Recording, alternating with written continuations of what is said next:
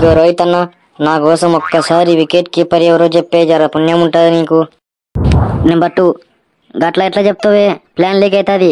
కొంప తీసి నువ్వు డ్రాప్ అయ్యింది చెప్పు. గదేందే అట్లా అంటావు? గందరూ కేఎల్ అన్నే కీపర్ అంటున్నారు. గేందే పంతు, స్క్వాడ్ లో ఒక్క లొడ్డపట్టు కీపర్ కమ్ బ్యాటర్ నిన్ను ఇసిపెడతానా ఏంది? నా ఓటింగ్ అంతా లెఫ్ట్ రైట్ కాంబినేషన్ కే. అంటే మొత్తానికి నేనే ప్లేయింగ్ 11 లో కీపింగ్ చేస్తా అంటావు ఏంది అవుతుంది అంతేగా? నీ అవ్వ, నేను లెఫ్ట్ రైట్ కాంబినేషన్ బ్యాటర్ కే కదా ఎక్కువ ఓటేస్తా. కీపింగ్ వేనమా కీపింగ్ ఇరుకు, బ్యాటింగ్ వేనమా బ్యాటింగ్ ఇరుకు, ఫీల్డింగ్ వేనమా ఫీల్డింగ్ ఇరుకు. నీ అవ్వ. నమస్తే రోహిత్ అన్న. నమస్తే వాయ్ KL. Love you KL. Love you two అన్న. గా లవ్ యూలు పక్కన పెట్టే రోహిత్ అన్న, ఏ గంభీర్ నాకు రాడ్ అయ్యాలి. ఇంకా నేనుండగా గా గిల్ గాడిని ఎందుకు సెలెక్ట్ చేసిండో ఏమో గా గౌతమ్ గంభీర్ అన్న. నైనా జేశ్వలు నిన్ను గా గిల్ గాడికి బ్యాకప్ తీసుకుంటారు. గౌనా రోహిత్ అన్న. గేంది వాయ్ యశస్వి, నేను వేదని గా గిల్ ని తీసుకుంటానా ఏంది చెప్పు?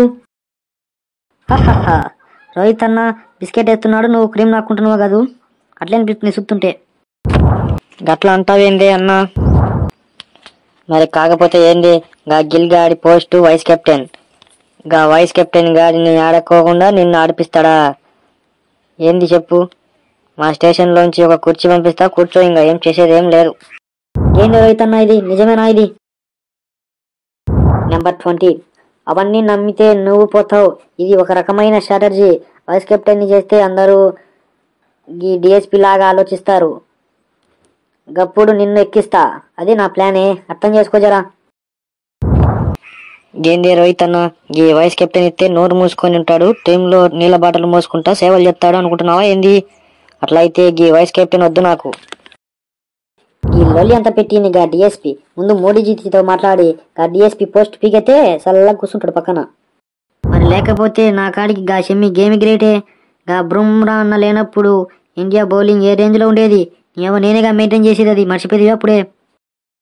అది కాదే, నువ్వంటే గా డిఎస్పి పోస్ట్ లో ఉన్నావు కదా, లీవ్స్ ఉంటాయో లేదని నేను రెస్ట్ ఇద్దామని నీకు పక్కన పెట్టాను నిన్ను అంతే.